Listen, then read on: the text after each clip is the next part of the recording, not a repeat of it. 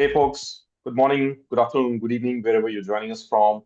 And welcome to this new episode of the Rise Up Radio. And today I have with me Kendra Dahlstrom.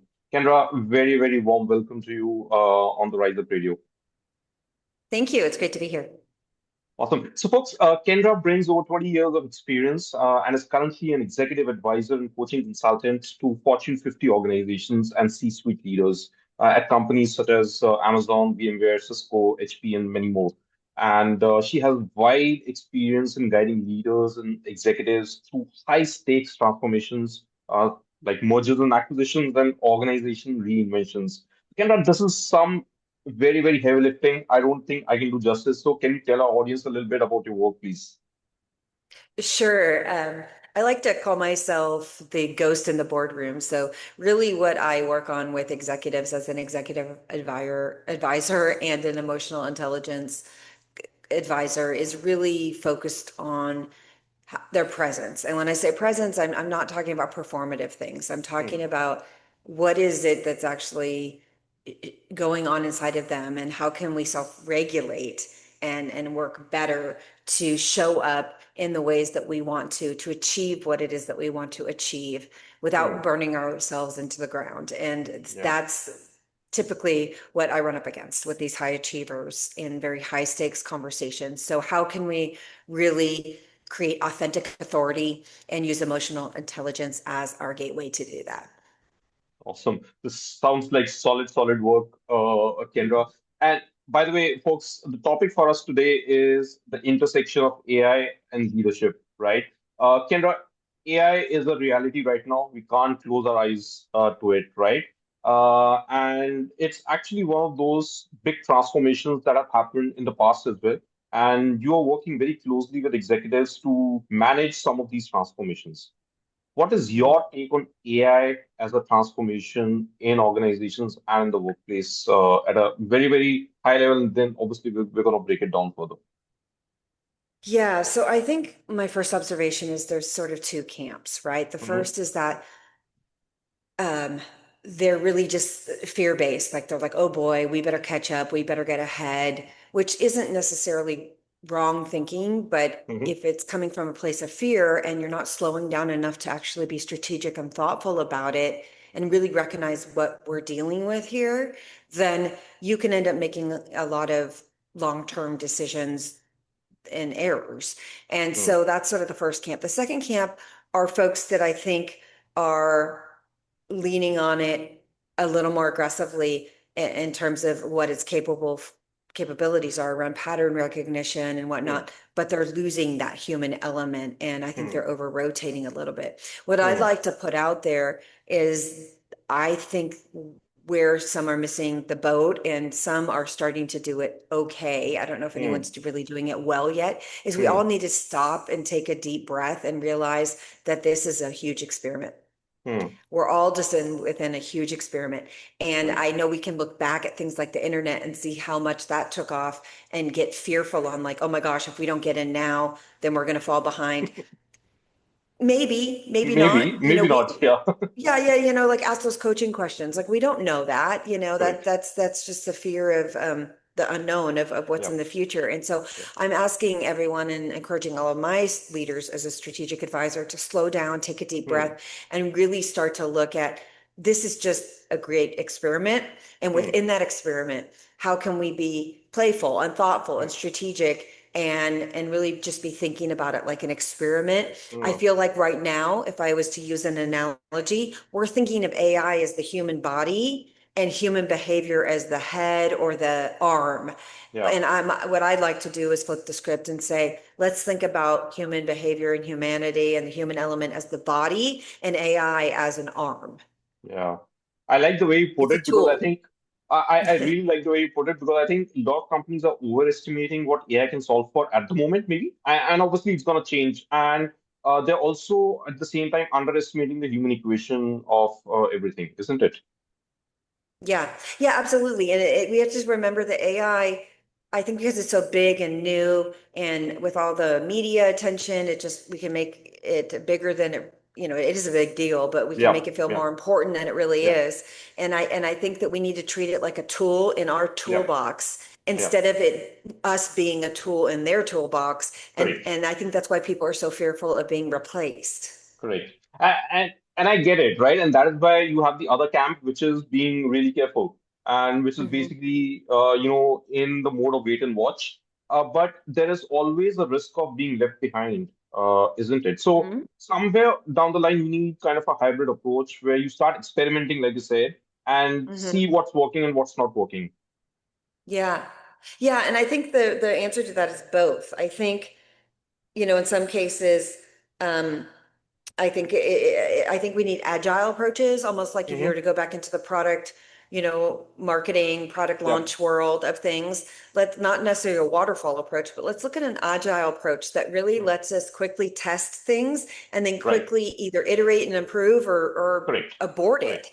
And I Correct. think we need to be doing that with AI. The challenge Correct. is that everyone is just racing so quickly to catch up and then not only as a business, right? So if you Mm. think of the business as an entity, but then you Yeah. have individual leaders and team members and individual contributors who all have their own fears around, oh my gosh, am I going to be Right. replaced? And Right. so I think we have to confront the cultural shifts and behaviors Right. through talent development and leadership development, as well as the corporate wide cultural shifts at the same time. Very important point that you mentioned, Kendra, and I want to focus more on that, which is talent development, right? As a Mhm. practice, I believe that it hasn't gone through a big transformation in decades, and I think AI has the power to be able to make the right, what do you say, right transformation to the Mhm. practice to be able to make it more agile and make it really data oriented and personalized.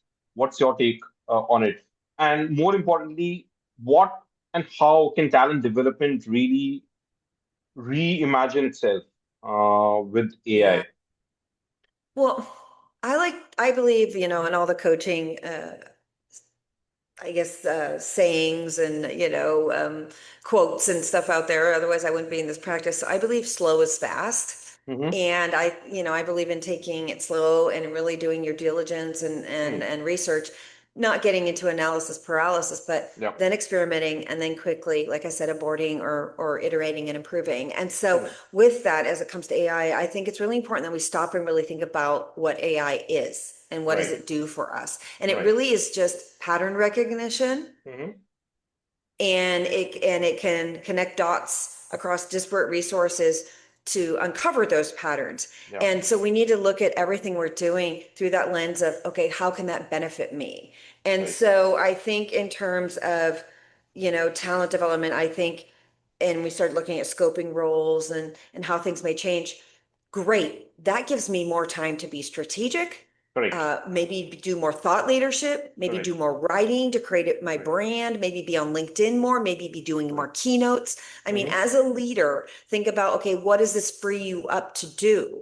Mm. And you can certainly use the AI for the pattern recognition. Mm. My prediction is that we're going to be using it for decision making pretty quickly here because of that Mm-hmm. pattern Mm-hmm. recognition. Mm-hmm. And then we're also going to be using it for delegation. Yeah. Even if it's delegation, we already see that with Zapier and tools like that, Mm-hmm. right? Where like you can Mm. actually have workflows. So Right. delegation within automation, or even helping you delegate within organizations. If you think about Right. like an AI with guardrails, it might tell you like, actually the best person to own this would be this person over in finance or this person in Yeah. ops instead of Yeah. your role in marketing or Correct. something. So Correct. I think we can use it for those things, but we have to remember AI is only as good as the input. And Right. so it's really important that we bookend it with Hmm. human analysis. So Yeah. on the front end, we need to make sure that there's quality control on everything that goes into the input so Mm-hmm. that we can trust the output and it's not Totally. hallucinations. And then Right. on that back end, we have to make sure that we're doing quality control and Yeah. analysis on, does this, not only is this right, but we have to remember that AI is just going to give us data, which is just information. It doesn't have It can't make any decisions context on on, your behalf. oh, At the end of the day, you need to make your decisions, right? I mean, it can right. enable your decision making, but it can't take decisions for you, or at least we should not allow it to take decisions for us at the moment, at Yeah, least. I think we could take it as recommendations and suggestions, not True. decisions. And True. we need that human element because we'll understand the emotional component, the human Right. component. Right. If we Right. make this decision, how will it impact our culture? How will it Right. impact this team? How might it demotivate people? How might it impact our competition? Right. Those things that Yeah. it can't do for us yet. And so it's really important that we keep that in mind. Absolutely. So, Kendra, I've been speaking to a lot of professionals like yourselves, and many talent development teams, they tell me that, they're still treating AI as a tool upgrade instead of the structural shift that it can actually bring to the practice. Uh, Mhm. how do you think leaders should reframe AI's role in learning and development in terms of building capabilities and skills within organizations? Hmm. Well, I think there's two things. I think the first thing is suggestions and recommendations. Hmm. I like to suggest that we use AI as a thought partner. Hmm. And that's it. It's Hmm. just like having, you and I get on the phone together and we share ideas and Yeah. thoughts, and you give me insights that I didn't see yet. That's how we should be treating AI. We shouldn't be treating it as like the ultimate, this is what AI said, so this is right, this is the Hmm. decision. Correct. We should be questioning everything because we know it's only as good as the input. So even Hmm. if there's tons of stories about, you go on Google and you search something and it gives you information, but only 90% of it's true. There's like 10% that was inaccurate. So we Yeah. have to be really thoughtful with that. I know that we can get addicted to the quick fix, and it feeds into the productivity model that all Yeah. corporations and businesses are looking for. They think productivity equals success, and Yeah. that's not true. And I True. believe that True. that's our role in talent development and leadership development, is to create that friction and expose Hmm. that friction, that that's not always true. It may Yeah. sometimes be true, but it's not always true. And so we need to be thinking about how we can utilize it. And so I'm a big fan of just the 80-20 rule. Hmm. So my thought process there is, as we look to develop or use AI, you know, um, you can use it to, maybe address, 80%, but you need to have that Hmm. 20% human element on the back end. Totally. And we need to be thinking about, in terms of creating leadership development programs, Right. that 80% are probably going to be static. They're going to be Hmm. just kind of general talent Hmm. development, leadership development programs, but that Hmm. 20% is still going to need to be bespoke and custom, Hmm. Hmm. Hmm. I which would AI say can't do. rather even flipping the script, right? I mean, you could still go to 80% personalization and 20% generalization because, in my Yeah, opinion, the yeah, static programs don't work anymore, right? And they have never worked. We have carried yeah. them because we didn't have a better choice till now. But now we can actually bring in that personalization at scale. And flipping the script, 80% can be personalized and 20% can be still the content that you create for the masses, isn't it?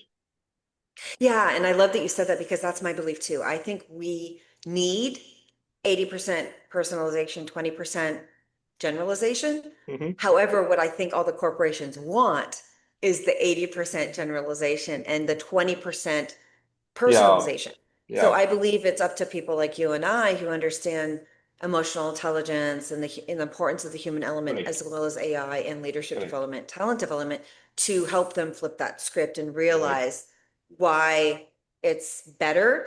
I do yeah, think we're going to see more demand for yeah, personalization, because right, everyone's going to be over rotating to using AI for everything. And right, unfortunately, that interaction and experience just feels very bland in yeah, general. So we're just going to get more of what hasn't been working, yeah, because it feeds into productivity and exactly. into And the that's where I metrics. think the usage of AI is not going or may not be going in the right direction if you just use it to create content, right? Because Yeah. content creation is not the right use for AI. It's basically making sense of that content for that individual in that context is what AI's power is in the end, isn't it? And that's where personalization fits in right at the center.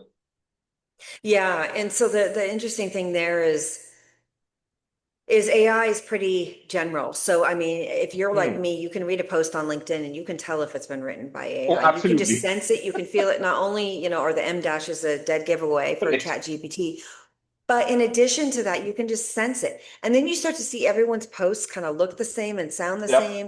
And Yep. they have, two-word sentences that are one line. Now, I Correct. used to write that way sometimes on my own, but it Right. was it was more sporadic. It wasn't consistent. And Correct. so I think what we need to really understand is that we don't want to all sound the same. True. That works against our own personal brand as well True. as corporate brands True. and True. products. So if everyone's going to start sounding the same, then there's going to be no differentiation. And that's the real catch here. Yeah. Now, I will say that AI, if you understand LLMs very, very well Hmm. and you hire an expert, you can create certain guardrails Yeah. to create an LLM that will Hmm. actually sound just like you. But you have to Yeah. add in tons of your own original works Totally. with tone of voice Totally. and everything to train it so Yeah. that it sounds a lot like you. Yet at the end of the day, I'm also a believer in energy and that everything Hmm. is energy. And I feel Yeah. like even then, I've read things from people that I know they have trained LLMs just because I know them, but I can still tell that the LLM wrote it, not Correct. them, because I can Correct. feel sort of the Yeah. energy that Yeah. behind it. And I know that sounds really Yeah. esoteric, but Yeah. I believe us as human beings are going to evolve more and more in that direction True. and be sensitive to that. And True. so I think that could be the backlash from AI Yeah. that people are not expecting. And I think this risk is the same for even organizations, right? If you're doing the same copy cutter or cookie cutter thing that your competitor is doing, which is using AI to create content, then there's no differentiation left in the marketplace, right? How do Mhm. you create your own entity? Is what the core change or core competitive factor you are gonna have in the market, and Mhm. most companies that I see are just rushing to use AI in order to, like you said, bring more productivity, cut jobs, right? But I think that is Yeah. not the right way to be able to do that. It's more how do you augment your existing workforce to be able to work smarter and better and in ways that only are unique to you rather than your competitors, right? So that's where the 10x power of AI augmenting the human workforce is going to come in for me. Yeah, absolutely. And I'm seeing it as well. I think unfortunately there's a lot of companies that are using AI to do layoffs right now. And they're, Correct. maybe some of it is because of the global and macroeconomics. Yeah. Yet at the same time, I think it's also a convenient excuse. And they're doing it for market shifts. Yeah. And that's not the right reason. I think it's very short-sighted. I Yeah. think we need to, again, treat this like an experiment, and we Correct. need to be a little bit more hedgy, a Yeah. little more, I'll say, bullish on how we're doing this, and on how we're bullish on how we're holding on to Hmm. humanity and Hmm. holding on to our human capital resources. I think we're Correct. too willing to let them go. So we need to Yeah. be more bearish, if I'm Yeah. using Yeah. market terms, on how we're treating AI. And I think that like you said, the nuance really is that it's an experiment and that we need to be thinking about how we're building teams and how we're creating talent development that's going to Right. work. I mean, that's the whole Right. reason it exists, Right. right? Talent Right. development and leadership development don't exist in an HR organization just to be a checkbox. Unfortunately, Correct. some companies still treat it like that. Yeah. Yeah. So speaking of experimentation, Kendra, right? There's often a challenge of balancing experimentation with structure, right? A lot of Mhm. companies need structure to be able to keep things or do things repeatedly, right? And how do you still bring in that experimentation? I know there are models where we can bring in innovation and disruptive innovation in a structured space. How would you start to envisage that in today's organization? Do old models still So, work, so or we if need a I newer became, model of that disruption? yeah, yeah, yeah. So if I became a CHRO today, I would, my $1 million idea, and people could send me, payments if they want, is it's probably $1 billion idea, is I would create an R&D department in every organization. Hmm. And that R&D department would, their job would be R&D with AI. Okay. And I know that some companies have that like in their own tech part, Yeah. but the reality is those groups, from talking to those executives and coaching some of those executives, are so busy they can't manage all the priorities across the company. Correct. And while that's okay to not be able to do everything all at once, there's some cases that I've been talking to people where all 20 things are very vital to the business to Yeah. survive in the next two Yeah. years and they can't get it all done. Yeah. So the fix to that would be, well, why don't you create, one or two roles that are R&D functions within, Hmm. marketing, operations, sales, and let them go do the experimentation Yeah. Yeah. and beta test it with small groups and then integrate it into the organizational structure once you know it's a win. Hmm. Instead of making the whole company move all to these AI All at structures right once, and now then when you're not if really it doesn't sure. work, then you roll back. Yeah. That's right. That's right. So that Well, would be this my is idea on how to keep it structured yet agile at the same time. I love it. I love it, Kendra. I think this is a very, very nice suggestion. And it's like having your own ninja task force, which is basically taking one, macro project at a time, working on it. If it's successful, deploying it. Otherwise, going out and doing it again. Because a lot of times, your existing engineering and CIOs are so busy solving operational challenges, they don't have time and resources to dedicate towards new innovation and actively work towards it. You need a very specific department directly reporting to CEO probably and working directly with them on these topics. I love that idea. Yeah. Well, and again, it plays into the whole experimental theme, right? It's Yeah, all an true, experience. We're true. experimenting. We want to, and that we know, again, from like a human element and neuroscience element, when we know that's where Yeah, creativity lives and innovation lives in that part yeah, of the brain. And so we want to be yeah, able to incubate that. We want to have containers for that.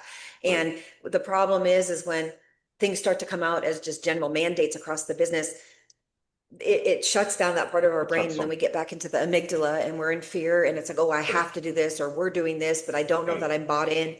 Let the people go play in the sandbox, to Yeah. use the old launch team language, and let them have fun and build the castle and then share it with everyone else. Mm.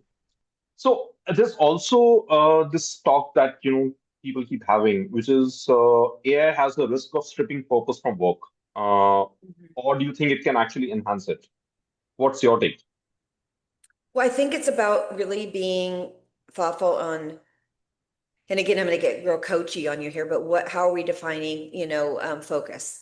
Like, what does Okay. that look like? What does that Hmm. feel like? And then how can we use AI? Remembering again, it's pattern recognition. So yes, it Hmm. can be more productive in terms of speeding up identifying patterns. If you have, let's say, like four different, key QBRs from across the business, and you put them Right. all into an AI model, it can probably spit out key themes across all of them. That's Right. great. You still need to validate it on the end, and then probably go talk to people and do a listening tour to say, hey, you know, is this what, tell me more. Is this valid? You have to validate it, I guess is my Right. point. And so I think, um, in that vein, I think it's really important that we are thoughtful about how we approach it. We can certainly use it for pattern recognition, but Hmm. I don't know that I'd want it making decisions for me. I'd want to use it as a thought partner. I know I'm Right. repeating myself, but I think those are the really key things. And then as we start looking, at talent development and leadership development, it starts to become, okay, how are we scoping roles different? Now they have more free time. Maybe we want them to do more strategic things. Maybe we actually Hmm. want to make having them out there being a thought leader and keynote speaking as part of their job description, so they're not Right. burning the midnight oil trying to prepare for Right. those things, and they can Right. actually show up better at those events. Maybe it's about how we're creating talent development programs so that we can make sure that we're training people how to use Hmm. AI in the way that Hmm. we want to use it culturally. So I think those are the bigger things you have to define, Right. as a culture. How do we want to use AI? Awesome. So, Kendra, one last question for me. We're coming towards the end. I want you to paint a picture 5 years down the line. How would an organization look like which is effectively using AI and human capability together? Well, I think there's two realities right now. I do feel like we're at almost a time, like a timeline shift here, Hmm. where we Hmm. could either go to a place where it's all AI, it's all productivity, and the human Yep. element is being depleted. Yep. That's why I do the work I do. I'm hoping that we wake up and we don't move in that direction. I believe that it's going to go the other direction. I think Hmm. the human element and EQ is going to be even more important Important. and Hmm. more strategic and more thoughtful than we ever thought before, because now AI and what it can do and can produce is just going to be Yep. table stakes, right? Right. It's just going to be table stakes to get a job or get in the room. So that means, pattern recognition, decision making, a lot of these things are just going to be table stakes. So what's going to differentiate us as individuals and leaders and executives? It's going to be our human potential. And the human potential cannot be measured by AI. The human potential is infinite. which Hmm. means that if we lean into emotional intelligence and really start to practice empathy in new ways and practice impulse control in new ways and Yep. stress management in new ways and Yep. self-expression in new ways, Yep. we're going to be able to see amazing things within companies and businesses and brands Right. being expressed and shared in ways that are probably seem vulnerable to us now, but have Right. never been tested and Right. tried before, because that's going to have to be the new norm in the age of I AI. I That's totally what I agree think. with you. I totally agree with you because I think the core differentiator is going to be how you make people feel and when they work Yes. with you, and how do you make them comfortable? How comfortable are they to work with you instead of what you can do? Because what you can do can be replaced, but what you make people feel, it can't be replaced, right? That's only you can do. AI can't replace that for sure. Well, and it can't replace people do relationships with people they know, like, and trust. And the Maya Correct. Angelou quote is true. It's about how you make people feel. Right. And sometimes I would even say it's about how they feel before you even enter the room and Right. leave the room Right. after. And that's presence. And so it's going to all be about what is the presence that you're leaving, whether it's a brand or a product or you as an individual or person. Hmm. And that's what's going to be important. That's why people are going to do business with you. And AI can't do that. So we all need to start being a lot more comfortable with that and getting coaching and advising from people like me and others and groups like, your business, to understand how we can lean Correct. into that and become more comfortable with it, Absolutely. because that will be your differentiator. And that's why you're going to end up having a job later in life. It's Yep. not going to be because you Yep. can recognize patterns, because unfortunately that can be done by If you AI. only do that, you are going to get replaced for sure. Yeah. Yeah. Awesome. Well, Kendra, I had a ball talking to you. Thank you so much for Thank coming on the you. show and speaking with us. And I'm sure our audience is going to love it as well. Thank you so much for having me, and I look forward to keeping in touch. Well, there you have it, folks. This was Kendra, and I hope you enjoyed listening to her. I wish you all the best and stay safe till I see you next time with a new episode of the Rise Up Radio. Bye bye. Take care.